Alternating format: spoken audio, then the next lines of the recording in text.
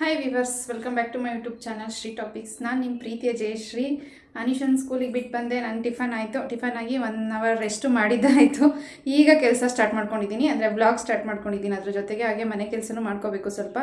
ಇವತ್ತು ಎಲ್ಲೋ ಹೊರಟಿದ್ದೀನಿ.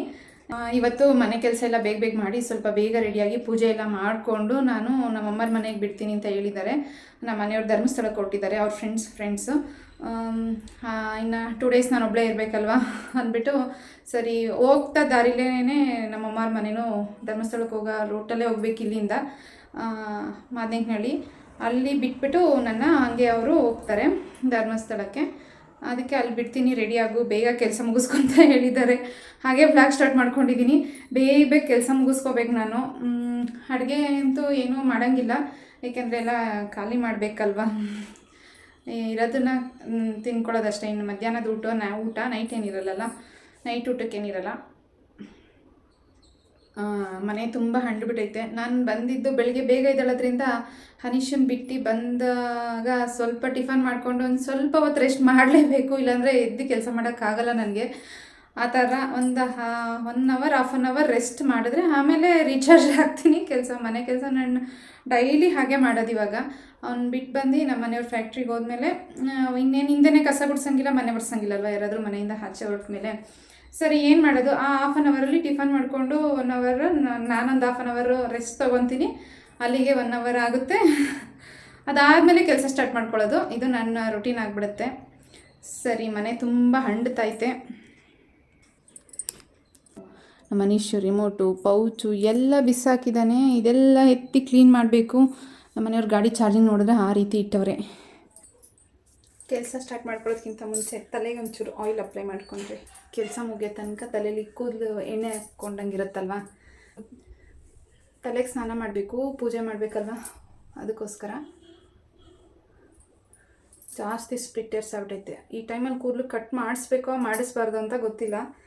ನಿಮ್ಗೆ ಯಾರಾದರೂ ಗೊತ್ತಿದ್ರೆ, ಪ್ರೆಗ್ನೆಂಟ್ ಇರೋರು ಕೂದಲು ಕಟ್ ಮಾಡ್ಬೋದು, ಏನಾಗಲ್ಲ ನನಗೆ ಕಮೆಂಟ್ ಮಾಡಿ. ಇಲ್ಲ ಮಾಡಿಸ್ಬಾರ್ದು, ಒಳ್ಳೇದಲ್ಲ ಅಂತಂದ್ರೂ ಕಮೆಂಟ್ ಮಾಡಿ ಹೇಳಿ. ನನಗೆ ಗೊತ್ತಿಲ್ಲ, ನಮ್ಮ ಅಮ್ಮಂಗೆ ಕೇಳಿದೆ, ನನಗೂ ಅಷ್ಟು ಗೊತ್ತಿಲ್ಲ ಅದ್ರ ಬಗ್ಗೆ ಅಂತ ಅಂದರು. ಸೊ ಅದಕ್ಕೆ ನಾನೇನು ಕಟ್ ಮಾಡ್ಸೋಕ್ಕೆ ಹೋಗಿಲ್ಲ. ಒಂಚೂರು ತುದಿ ಕಟ್ ಮಾಡಿಸೋಣ ನಮ್ಮ ಅಮ್ಮನ ಕೈಲಿ ಅಲ್ಲಿ ಹೋದಾಗ ಅಂತ ನನ್ನ ಆಸೆ. ನಂಗೆ ಅವ್ರ ಕೈಲಿ ಕಟ್ ಮಾಡಿಸಿದ್ರೇ ಒಂಥರ ಸಮಾಧಾನ, ಅದಕ್ಕೋಸ್ಕರ. ನಿಮ್ಗೆ ಯಾರಾದರೂ ಗೊತ್ತಿದ್ರೆ ಹೇಳಿ, ಕಮೆಂಟ್ ಮಾಡಿ. ಕಟ್ ಮಾಡಿಸ್ಬೋದು, ಏನಾಗಲ್ಲ ಅನ್ನಂಗಿದ್ರೆ ನಾನು ನಮ್ಮ ಅಮ್ಮನ ಕೈಲಿ ಕಟ್ ಮಾಡಿಸ್ಕೊತೀನಿ. ಇಲ್ಲ ಕಟ್ ಮಾಡಿಸ್ಬಾರ್ದು, ಒಳ್ಳೇದಲ್ಲ ಈ ಟೈಮಲ್ಲಿ ಅನ್ನಂಗಿದ್ರೆ ಅದು ಹೇಳಿ, ಕಟ್ ಮಾಡಿಸಲ್ಲ. ಫಸ್ಟು ಈ ಥರ ದೊಡ್ಡ ಇದಿರುತ್ತಲ್ಲ ಬಾಚಣಿಗೆ, ದೊಡ್ಡ ಹಲ್ಲಿಂದು, ಅದರಲ್ಲೆಲ್ಲ ಬಿಡಿಸ್ಕೊಂಡ್ಬಿಡ್ತೀನಿ. ಫಸ್ಟ್ ಈ ಥರ ಡಿವೈಡ್ ಮಾಡ್ಕೊಂಡ್ಬಿಡ್ತೀನಿ ಎಣ್ಣೆನ.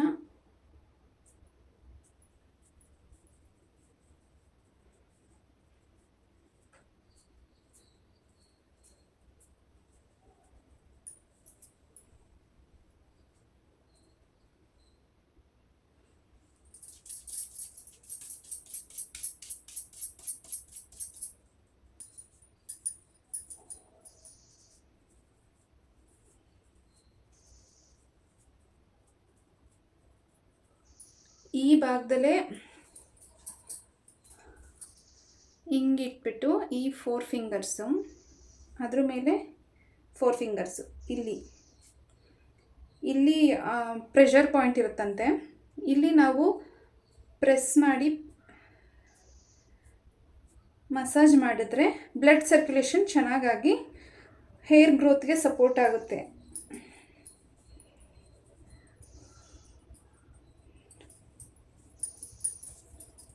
ಆಮೇಲೆ ಈ ಪ್ಲೇಸ್ ಇದು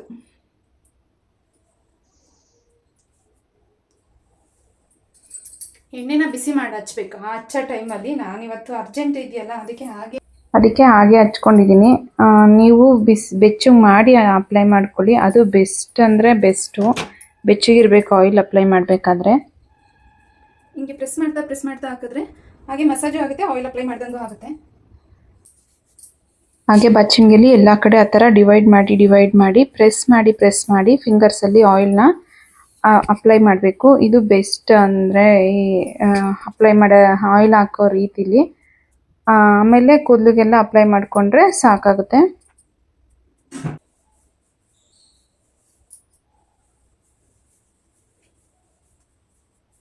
ಅದಾದ್ಮೇಲೆ ಮತ್ತೆ ಇದರಲ್ಲಿ ಮಸಾಜ್ ಆಗುತ್ತೆ ಚೆನ್ನಾಗಿ,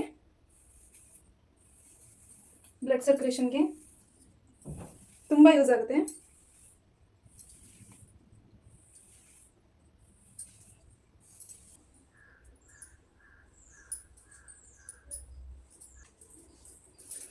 ಇವಾಗ ಮನೆ ಕೆಲಸ ಸ್ಟಾರ್ಟ್ ಮಾಡ್ಕೊಳ್ಳೋದು.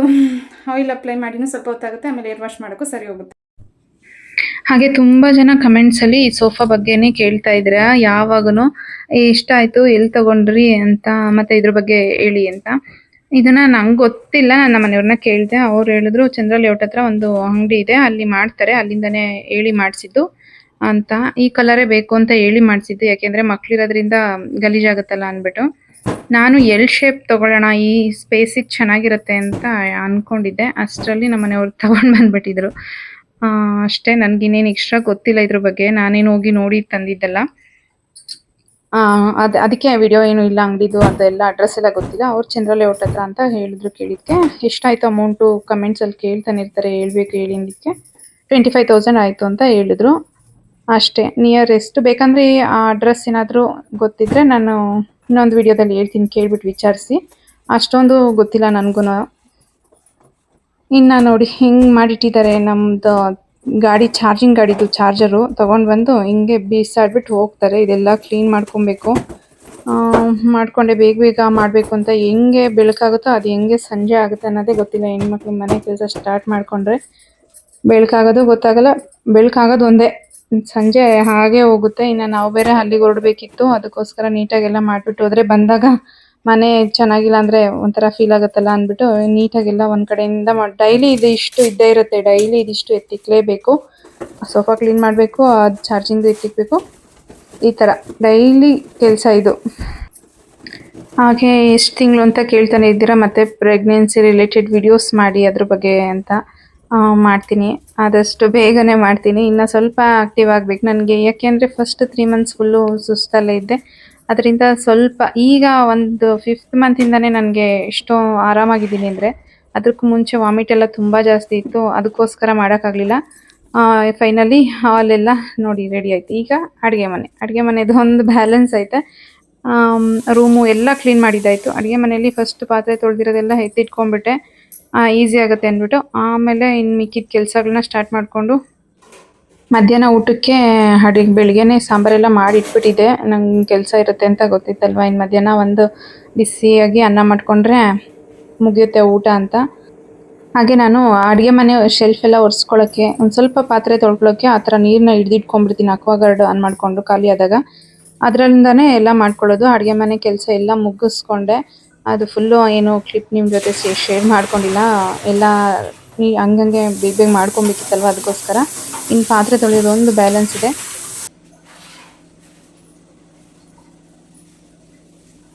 ನಾನು ಯೂಸ್ ಮಾಡೋದು ತೆಂಗಿನ ನಾರು ಪಾತ್ರೆ ಉಜ್ಜಕ್ಕೆ, ಪತಂಜಲಿ ಸೋಪು. ನಾರಿಂದೆಲ್ಲ ಸ್ವಲ್ಪ ಅದು ಪುಡಿ ಉದುರಿ ಈ ಥರ ಆಗಿದೆ. ಯಾಕೆಂದರೆ ಅದು ಗ್ರೀನ್ ಕಲರ್ದು ಸ್ಟೀಲ್ ನಾರನ್ನು ಮಾಡ್ಕೊಂಡಿದ್ದೀನಿ. ಇದು ಸ್ವಲ್ಪ ಹಾಳಾಗ್ತಿದ್ದಂಗೆ ಬಿಸಾಕಬೇಕು, ಯಾಕೆಂದರೆ ಇದ್ರದ್ದೆಲ್ಲ ಪುಡಿ ಉದುರುತ್ತದೆ. ಮತ್ತು ಗ್ರೀನ್ ಕಲರ್ ನಾರಿರುತ್ತಲ್ಲ, ಅದು ಪಾತ್ರೆ ಸಂಜೆಲ್ಲ ಅದೇ ಸಿಗ್ತಾಯಿತ್ತು. ಅದೊಂಥರ ಮತ್ತು ಅದರಲ್ಲಿ ಬ್ಯಾಕ್ಟೀರಿಯಾ ಫಾರ್ಮ್ ಆಗುತ್ತೆ ಅಂತ ಕೇಳಿದ್ದೆ. ಅದಕ್ಕೋಸ್ಕರ ಅದನ್ನು ಬಿಸಾಕ್ಬಿಟ್ಟು ಮಾಮೂಲಿ ತೆಂಗಿನ ನಾರು ತೊಗೊಂಡಿದ್ದೀನಿ. ಪತಂಜಲಿ ಸೋಪು ನ್ಯಾಚುರಲ್ ಇರ್ಬೋದು ಅಂತ ಅಂದ್ಕೊಂಡು ತೊಗೊಂಡಿದ್ದೀನಿ. ಅದನ್ನೇ ಯೂಸ್ ಮಾಡ್ತಾಯಿರೋದು ನಾನು ಪಾತ್ರೆ ತೊಳೆಯೋದು. ಅದಲ್ಲದೆ ಏನಾದರೂ ಮನೇಲಿ ಮಾಡ್ಬೋದು ಅಂತ ಅಂದ್ಕೊಂಡ್ರೆ ಟ್ರೈ ಮಾಡೋಣ ಅಂತ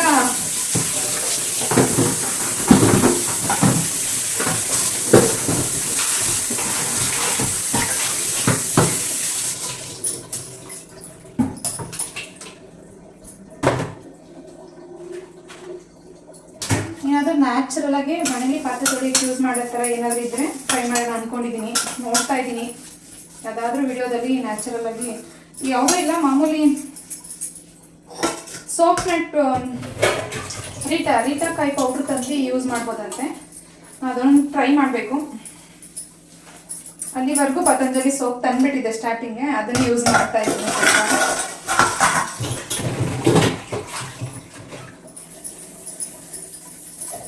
ಸ್ಟೀಲ್ ನಾರು ಮತ್ತು ಗ್ರೀನ್ ಕಲರ್ ನಾರು ಎಲ್ಲ ಹೋಗಿ ಒಂದು ವಾರಕ್ಕೆಲ್ಲ ಹಾಳಾಗುತ್ತೆ. ಇದು ಹಾಳಾಗುತ್ತೆ ಬೇಗನೆ. ನಾನೇನು ತೆಂಗಿನಕಾಯಿ ಎಲ್ಲ ಕಟ್ಟಿ ಇಟ್ಕೊಂಡಿದ್ದೀನಿ. ಇದು ತೆಂಗಿನಕಾಯಿ ಚಚ್ತೀವಲ್ಲ ಅವಾಗೆಲ್ಲ ಸ್ಟೋರ್ ಮಾಡಿ ಒಂದು ಕವರಲ್ಲಿ ಇಟ್ಟಿದ್ದೀನಿ. ಅದನ್ನೇ ತೊಗೊಂಡು ನಾನು ಪಾತ್ರೆ ತೊಳೆಯೋದು. ಒಂದೊಂದೇ ಎಲ್ಲ ಒಟ್ಟಿಗೆ ಬಿಡೋಕ್ಕಾಗಲ್ಲ, ಯಾಕೆಂದರೆ ಇದನ್ನು ತುಂಬ ದಿನದಿಂದ ಪ್ರಾಕ್ಟೀಸ್ ಮಾಡ್ಕೊಂಡಿರ್ತೀವಿ. ಆದಂಗೆ ಇವಾಗ ಬ್ರಷ್ ಬದಲು ವುಡನ್ ಬ್ರಷ್ ಯೂಸ್ ಮಾಡೋದು, ನಾರು ಬದಲು ತೆಂಗಿನ ನಾರು ಯೂಸ್ ಮಾಡ್ತಾ ಇದ್ದೀನಿ. ಈಗ ಒಂದೊಂದೇ ಅಭ್ಯಾಸ ಬಿಡ್ತಾ ಇದ್ದೀನಿ, ಪ್ಲಾಸ್ಟಿಕ್ಕಿಂದ ದೂರ ಇರಬೇಕು ಅಂತ, ಆಮೇಲೆ ಕೆಮಿಕಲಿಂದ ದೂರ ಇರಬೇಕು ಅಂತ. ನೋಡೋಣ ಎಷ್ಟಾಗುತ್ತೋ ಅಷ್ಟು ನಮ್ಮ ಕೈಯಿಂದ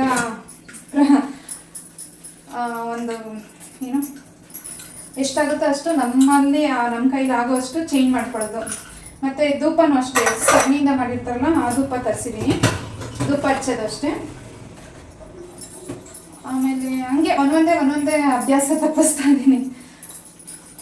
ಮನೆ ಒರ್ಸಕ್ಕೆ ಹಾಕೋದಷ್ಟೇ, ಉಪ್ಪು ಅರಿಶಿನ ಗಂಜಲ ಹಾಕಿ ನಾನು ನಮ್ಮ ಅಮ್ಮರ ಮನೇಲಿ ಹೆಂಗೋ ಹಸು ಇದೆಯಲ್ಲ ಅದನ್ನ ಹಾಕಿ ಮನೆ ಒರೆಸ್ತಾ ಇದ್ದೀನಿ. ಮನೆ ಒರೆಸೋಕ್ಕೆ ಅಂತ ಏನು ಕೆಮಿಕಲ್ ಯೂಸ್ ಮಾಡಬಾರ್ದು ಅಂತ ಅಂದ್ಕೊಂಡು, ಅದೇ ನ್ಯಾಚುರಲ್ ಅಲ್ವಾ. ಅವಾಗೆಲ್ಲ ಗಂಜಲನೇ ಹಾಕ್ತಾ ಇದ್ದಿದ್ದು, ನಮ್ಮ ಅಜ್ಜಿ ಮನೇಲಿ ಗಂಜಲ ಹಾಕೋರು. ಆಮೇಲೆ ಕುರಿ ಸಗಣಿ ಕಿತ್ತೋಗಿರೋದು ಹತ್ರ ಸ್ವಲ್ಪ ಕುರಿ ಸಗಣಿ ಯೂಸ್ ಮಾಡೋರು, ನೆಲಕ್ಕೆಲ್ಲ ಸಗಣಿ ಯೂಸ್ ಮಾಡೋರು, ಹಸು ಸಗಣಿ ಯೂಸ್ ಮಾಡೋರು. ನಮಗೆ ಈಗ ಅದೆಲ್ಲ ಏನು ಯೂಸ್ ಮಾಡೋಂಗಿಲ್ಲ, ಅಂದರೆ ಎಷ್ಟಿರುತ್ತೋ ಅಷ್ಟರಲ್ಲಿ ಆಗ ಟ್ರೈ ಮಾಡೋಣ ಅಂತ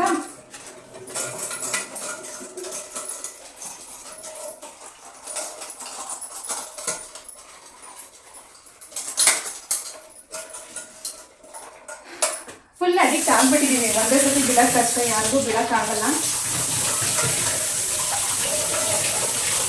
ಎಷ್ಟಾಗುತ್ತೋ ಅಷ್ಟು ಬಿಡೋಣ ಅಂತ ಅಂದ್ಕೊಂಡು ಟ್ರೈ ಮಾಡ್ತಾ ಇದ್ದೀನಿ. ನಿಮಗೂ ಇಂಟ್ರೆಸ್ಟ್ ಇದ್ದರೆ, ಇಲ್ಲ ನಮ್ಮ ನೇಚರ್ಗೆ ನಾವು ಒಂದು ಕೆಮಿಕಲ್ ಕೊಡಬಾರ್ದು. ಇವಾಗ ಸೋಪ್ ಹಾಕಿ ತೊಳೆದಿದ್ದೆಲ್ಲ ಕೆಮಿಕಲ್ಲು ಹೋಗುತ್ತೆ. ಪತಂಜಲಿ ಮೋಸ್ಟ್ಲಿ ಇರ್ಬೋದು, ಅದು ಆರ್ಗಾನಿಕ್ ಅಂತಾರಲ್ಲ ಅಂದ್ಬಿಟ್ಟು ತಂದಿದ್ದೀನಿ. ಮೊದಲು ವಿಮ್ಮೆ ಯೂಸ್ ಮಾಡ್ತಾ ಇರೋದು, ಬಟ್ ವಿಮ್ ಜೆಲ್ಲು ಸಹ ಇಟ್ಟಿದ್ದೀನಿ, ಖಾಲಿ ಆಗೈತೆ. ಯಾವ್ದಾದ್ರು ತುಂಬ ಸ್ಮೆಲ್, ಅಂದರೆ ನಾನ್ ವೆಜ್ ಆ ಟೈಮಲ್ಲೆಲ್ಲ ಸ್ಮೆಲ್ ಇರುತ್ತಲ್ಲ, ಅವಾಗ ಯೂಸ್ ಮಾಡ್ತೀನಿ ಅಷ್ಟೇ ಜೆಲ್ಲು. ಜಾಸ್ತಿ ಎಣ್ಣೆ ಜಿಡ್ಡು ಸ್ಮೆಲ್ ಇರೋ ಟೈಮಲ್ಲಿ ಮಾತ್ರ ಪ್ರಿಲ್ ಯೂಸ್ ಮಾಡ್ತೀನಿ. ಇಲ್ಲ ಅಂದರೆ ಮಾಮೂಲಿ ಇದೆ ಸೋಪೇ ಯೂಸ್ ಮಾಡ್ತಾ ಇರೋದು. ನಾವು ನೇಚರ್ಗೆ ಏನು ಕೊಡ್ತೀವೋ ರಿಟರ್ನ್ ಅದೇ ನಮಗೂ ಸಿಗೋದು ಅನ್ನೋದೊಂದು ನನ್ನ ಅಭಿಪ್ರಾಯ. ನಾವು ಅಂದರೆ ಎಲ್ಲರೂ ಮಾಡಿ ಅಂತ ನಾನು ಹೇಳ್ತಾ ಇಲ್ಲ, ಅದು ನನ್ನ ಇಷ್ಟ, ನನ್ನ ಮನಸ್ಸಿಗೆ ಬಂದು ನಾನು ಮಾಡ್ತಾ ಇರೋದಷ್ಟೇ. ನನಗೂ ಯಾರೂ ಫೋರ್ಸ್ ಮಾಡಿಲ್ಲ, ಏನಿಲ್ಲ. ನಾವೊಂದು ಒಳ್ಳೇದು ಕೊಡಬೇಕು ನೇಚರ್ಗೆ, ಆದಷ್ಟು ಕೆಮಿಕಲ್ನ ಪ್ಲಾಸ್ಟಿಕ್ನ ಯೂಸ್ ಮಾಡೋದನ್ನ ಕಡಿಮೆ ಮಾಡ್ಕೋಬೇಕು ಅನ್ನೋದಕ್ಕೋಸ್ಕರ ಮಾಡ್ತಾ ಇದ್ದೀನಿ. ಪಾತ್ರೆ ತೊಳೆಯೋಕ್ಕೆ ಆಗಲ್ಲ ನನಗೆ, ಹೊಟ್ಟೆ ಅಡ್ಡ ಕೊಡುತ್ತೆ. ಕರೆಕ್ಟಾಗಿ ಸಿಂಕು ಹೊಟ್ಟೆಗೆ ಬಂದ್ಬಿಟ್ಟು ಬೆನ್ನು ಇದು ನಲ್ಲಿ ಬೇರೆ ಇದು ಸ್ವಲ್ಪ ಮುಂದೆ ಇದ್ದಿದ್ರು ಆಗ್ತಿತ್ತು, ಬಗ್ಗಿ ತೊಳೆಯೋಕ್ಕಾಗಲ್ಲ ನನಗೆ. ಅದಕ್ಕೆ ಅರ್ಧ ಪಾತ್ರೆ ಉಳಿಸ್ಕೊತೀನಿ. ಇವಾಗ ಎಲ್ಲ ಒಟ್ಟಿಗೆ ಮಾಡಿದಾಗ ಸ್ವಲ್ಪ ಕಷ್ಟ ಆಗುತ್ತೆ. ಜಾಸ್ತಿ ಮಾಡ್ಕೊಂಬಂದಂತೂ ನನ್ನ ಕತೆ ಗೋವಿಂದ. ಫೈನಲಿ ಅಡುಗೆ ಮನೆ ಕೆಲಸ ಎಲ್ಲ ಮುಗೀತು. ಈ ತರ ಇದೆ ನೋಡಿ. ಲಾಸ್ಟಿಗೆ ಎಲ್ಲ ಕೆಲಸ ಮುಗೀತು. ಸಿಂಕ್ ಹತ್ರನ ಎಲ್ಲ ನೀಟ್ ಮಾಡ್ಕೊಂಡು ಎತ್ತಿಟ್ಬಿಟ್ಟಿದ್ದೀನಿ. ಇನ್ನ ಕಸ ಗುಡಿಸಿ ಮನೆ ಒರೆಸಿ ಪೂಜೆ ಮಾಡಿ ಹೊರಡೋದೇ ಇರೋದು. ಜಾಸ್ತಿ ಬಗ್ಗಿ ಗುಡ್ಸಕ್ಕೂ ಆಗಲ್ಲ, ಅದಕ್ಕೆ ನಾನು ನೀಟಾಗಿ ಚಕಬಲ್ ಹಾಕೊಂಡು ಕುತ್ಕೊಂಡ್ಬಿಡ್ತೀನಿ. ಕಸ ಎತ್ತಕ್ಕೆ ನೀಟಾಗಿ. ಅಷ್ಟೊತ್ವರೆಗೂ ಬಗ್ಗಕ್ಕಾಗಲ್ಲ, ಕುಕ್ಕರ್ಗಳಲ್ಲಿ ಕುತ್ಕೊಳ್ಳೋದಕ್ಕಾಗಲ್ವಲ್ಲ, ಅದಕ್ಕೋಸ್ಕರ ಕುತ್ಕೊಂಡ್ಬಿಟ್ರೆ ಚೆನ್ನಾಗಿರುತ್ತೆ. ನೀಟಾಗಿ ಎಲ್ಲ ಕಸ ಎಲ್ಲ ನೀಟಾಗಿ ಎತ್ಕೊಳಕ್ಕೆ ಅಂದ್ಬಿಟ್ಟು ಹಿಂಗ್ ಚಕಬಲ್ ಹಾಕೊಂಡು ಕುತ್ಕೊಂಡು ನೀಟಾಗೆಲ್ಲ ಎತ್ಕೊಂಡ್ಬಿಡ್ತೀನಿ ಕಸ ಗುಡಿಸ್ಕೊಂಡು.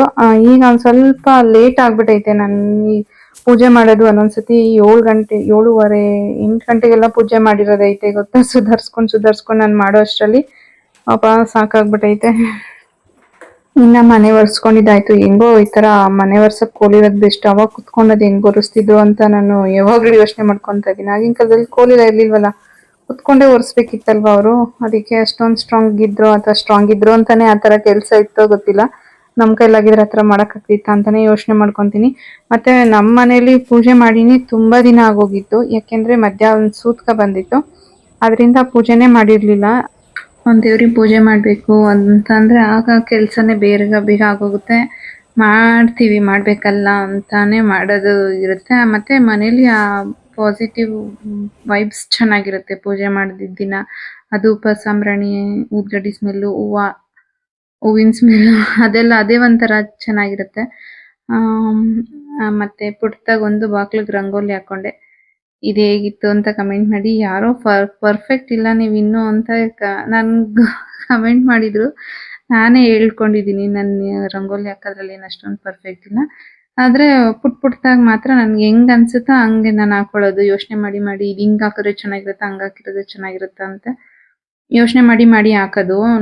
ನನ್ನ ಓನ್ಗೆ ಅಷ್ಟೇ.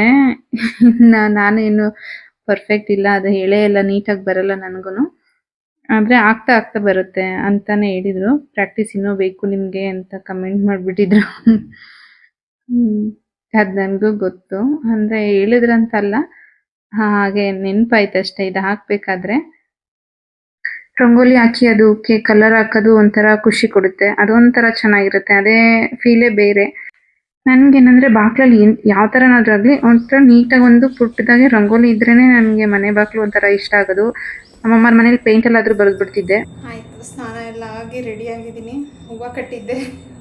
ಹೂವನೂ ಕಟ್ಟಿ ನಾನು ವಿಡಿಯೋ ಮಾಡ್ಕೊಂಡಿಲ್ಲ. ಮಾಮೂಲಿ ಹೂವು ಕಟ್ಟೋದು ಆಲ್ರೆಡಿ ತೋರಿಸಿದ್ನಲ್ಲ ಅಂದ್ಬಿಟ್ಟು ನಾನು ಒಂಚೂರು ಮುಡ್ಕೊತಾ ಇದ್ದೀನಿ ಪೂಜೆ ಮಾಡೋಣ ಅಂದ್ಬಿಟ್ಟು. ಎಲ್ಲರ ಮನೇಲೂ ಆಗಲೇ ಪೂಜೆ ಮಾಡ್ತಾವ್ರೆ.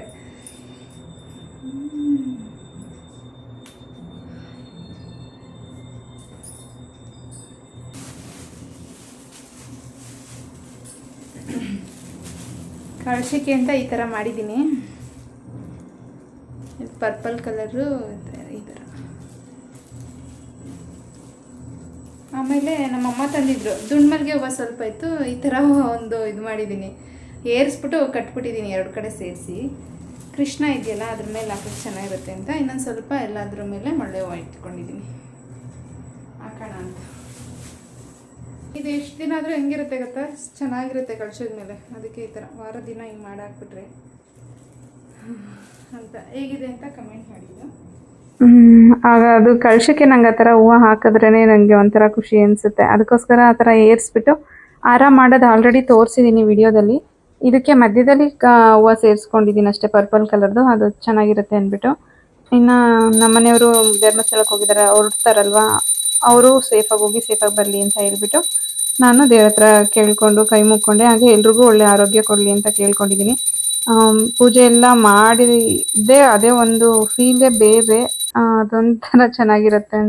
ನಾನು ಅದನ್ನು ತುಂಬ ಎಂಜಾಯ್ ಮಾಡ್ತೀನಿ ಪೂಜೆ ಮಾಡೋದು ಮಾತ್ರ. ಅದು ನಂಗೆ ಸಖತ್ ಇಷ್ಟ ಆಗುತ್ತೆ. ಆಮೇಲೆ ರಾಘವೇಂದ್ರ ಸ್ವಾಮಿದು ಬುಕ್ ಕೊಟ್ಟಿದ್ರಲ್ಲ ನಮ್ಮಮ್ಮ ಪೂಜೆ ಆದಮೇಲೆ, ಅದೊಂದು ಬರೆದ್ಬಿಟ್ಟು ರಾಘವೇಂದ್ರ ಸ್ವಾಮಿದು 1 ಪೇಜ್ ಮಂತ್ರ ಬರೆದ್ಬಿಟ್ಟು, ಇದನ್ನ ತುಂಬ ದಿನದಿಂದನೇ ರೂಢಿ, ಅಂದರೆ ನಮ್ಮಮ್ಮ ಕೊಟ್ಟಿದ್ದಾಗಿಂದನೇ ಬರೆಯೋದ ರೂಢಿ ಮಾಡ್ಕೊಂಡಿರೋದು. ಅದಕ್ಕೂ ಮುಂಚೆ ಚಿಕ್ಕ ಹುಡುಗಿಲೆಲ್ಲ ಮಾಮೂಲಿ ಬುಕ್ಸಲ್ಲೇ ಬರಿತಾ ಇದ್ದೆ ನಾನು ಕಾಲೇಜು ಸ್ಕೂಲ್ಗೆ ಹೋಗೋ ಟೈಮಲ್ಲಿ. ಆಮೇಲೆ ಭಗವದ್ಗೀತೆದು ಒಂದು ಬುಕ್ ಇದೆ, ಅದೊಂದು ಸ್ವಲ್ಪ ಓದಿ ನನ್ನ ಶುಕ್ರವಾರದ ಪೂಜೆ ಮುಗಿಸ್ಕೊಂಡಿದ್ದೀನಿ. ಈ ಥರ ಸಿಂಪಲ್ಲಾಗಿರುತ್ತೆ ಅಷ್ಟೇ. ಇದನ್ನೆಲ್ಲ ಶೇರ್ ಮಾಡ್ಕೊಂಡಿದ್ದೀನಿ ಆಲ್ರೆಡಿ ನಿಮ್ಮ ಹತ್ರ. ನನಗೆ ಏನೇ ಬೇಜಾರಿದ್ರು ಏನೇ ಇದ್ದರೂ ನನಗೆ ಪೂಜೆ ಮಾಡಿದ ತಕ್ಷಣ ಎಲ್ಲ ಒಂಥರ ರಿಲೀಫ್ ಆದಾಗ ಆಗುತ್ತೆ. ಮನಸ್ಸು ಫುಲ್ ಫ್ರೀ ಆಗಿರ್ತೀನಿ ನಾನಂತೂ. ಇನ್ನು ಮುತ್ತೈದೆಯರಿಗೆ ಮೇಯ್ನ್ ಅಂದ್ರೇ ಅರಿಶಿನ ಕುಂಕುಮ. ಪೂಜೆ ಆದಮೇಲೆ ಅರಿಶಿನ ಕುಂಕುಮ ತಗೊಳ್ಳೇಬೇಕು. ಸರಿ, ಇನ್ನು ಎಲ್ಲ ಆಯಿತು. ನಮ್ಮ ಮನೆಯವರು ಬಂದರು, ಅವರು ರೆಡಿ ಆಗ್ತಾಯಿದ್ದಾರೆ. ಇನ್ನು ಗಿಡಕ್ಕೆ ನೀರು ಒಂದು ಹಾಕ್ಬಿಟ್ರೆ, ನಾನು ಬರೋವರೆಗೂ ಅದಕ್ಕೆ ನೀರು ಹಾಕಲ್ಲ ಅಲ್ವಾ ಇನ್ನು ಅಂದ್ಬಿಟ್ಟು ಅದೊಂದು ಹಾಕ್ತಾಯಿದ್ದೀನಿ. ಇಷ್ಟು ದಿನ ಇರಲಿಲ್ಲ, ಈಗಿದಾರಲ್ವ ಇವ್ರಿಗೆ ನಾವು ಬರೋವರೆಗೂ ನೀರು ಬೇಕಲ್ವಾ, ಅದಕ್ಕೋಸ್ಕರ ಹಾಕ್ಬಿಟ್ಟು ಹೋಗ್ಬಿಡೋಣ ಹೊರಡೋಕ್ಕಿಂತ ಮುಂಚೆ, ಮರ್ತೋಗ್ಬಿಟ್ರೆ ಆಮೇಲೆ ಅಂತ ಹಾಕ್ತಾಯಿದ್ದೀನಿ ನೆನ್ಪಿಸ್ಕೊಂಡು. ಫುಲ್ಲು ಹೋಮ್ವರ್ಕೆಲ್ಲ ಮುಗಿಸಿದಿ?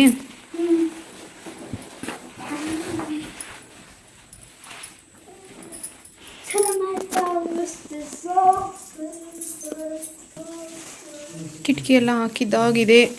ಗ್ಯಾಸ್ ಆಫ್ ಮಾಡಿದ್ದೆ.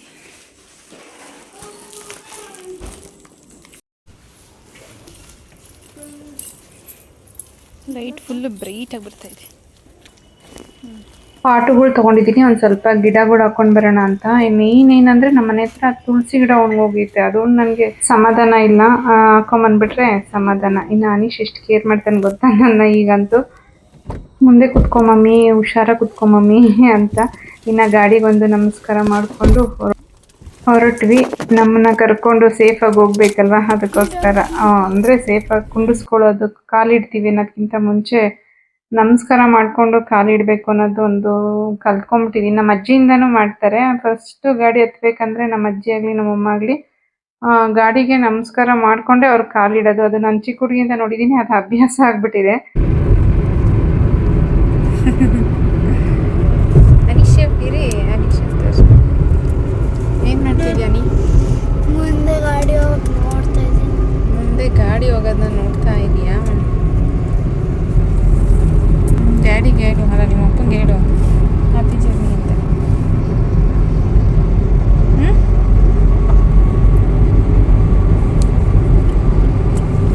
Happy journey. Happy journey.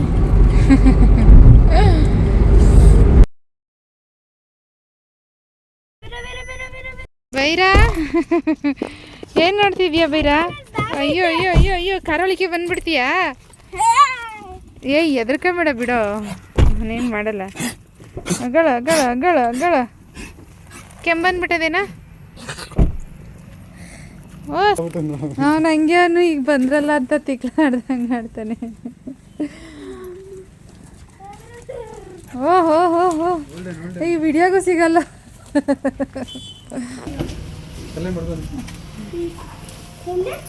ಮಂಜ ಅವನೇ ತಗೊಳ್ಳಿ, ಗಾಡೀಲಿ ಬಿಡ್ತಾನೆ. ಮಂಜ ಅವನಮ್ಮ ಬೈರಾ.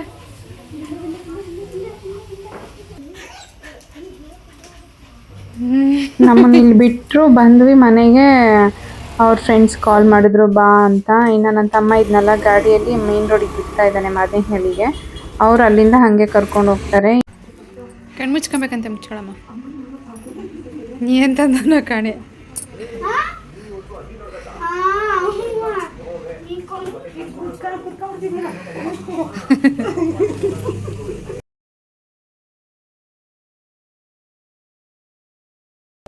ಏನ್ ತಂದಿದ್ಯಾ?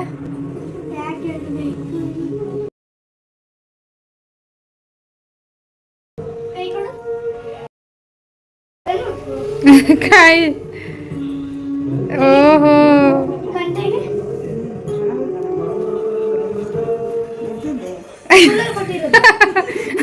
ಎಲ್ಲಿ ತಂದೆ ಅಂತೆ? ಅವನ್ ಗೆದ್ದಿರೋದು ಹ್ಯಾಂಡ್ ರೈಟಿಂಗ್. ಅವನಿಗೆ ಹ್ಯಾಂಡ್ ರೈಟಿಂಗ್ ಕಾಂಪಿಟೇಷನಲ್ಲಿ ಸ್ಟೇಟ್ ಕಮ್ ನ್ಯಾಷನಲ್ ಲೆವೆಲಲ್ಲಿ ಪ್ರೈಸ್ ಬಂದಿತ್ತು. ಅದನ್ನ ನಮ್ಮ ಅಮ್ಮಂಗೆ ತೋರಿಸ್ಬೇಕು ಅಂತ ತಗೊಂಡು ಬಂದ್ಬಿಟ್ಟಿದ್ದಾನೆ. ನನಗೆ ಗೊತ್ತಿಲ್ಲ. ಇನ್ನು ಈ ವಿಡಿಯೋನ ಇಲ್ಲಿಗೆ ಮುಗಿಸ್ತಾ ಇದ್ದೀನಿ. ನೆಕ್ಸ್ಟ್ ವಿಡಿಯೋ ಇಲ್ಲಿ ಸ್ಟಾರ್ಟ್ ಆಗುತ್ತೆ. ನಮ್ಮ ಅಮ್ಮನ ಖುಷಿ ನೋಡೋಕ್ಕೆ ಒಂಥರ ಖುಷಿ ನನಗೆ. ಈ ವಿಡಿಯೋ ಇಷ್ಟ ಆಗಿದ್ರೆ ಪ್ಲೀಸ್ ಲೈಕ್ ಮಾಡಿ. ನನ್ನ ಚಾನಲ್ ಇನ್ನು ಯಾರು ಸಬ್ಸ್ಕ್ರೈಬ್ ಮಾಡ್ದಲೇ ನೋಡ್ತಾ ಇದ್ರೆ ಪ್ಲೀಸ್ ಸಬ್ಸ್ಕ್ರೈಬ್ ಮಾಡ್ಕೊಳ್ಳಿ. ನೆಕ್ಸ್ಟ್ ವಿಡಿಯೋದಲ್ಲಿ ಸಿಗ್ತೀನಿ. ಅಲ್ಲಿವರೆಗೂ ಟೇಕ್ ಕೇರ್, ಬಾಯ್.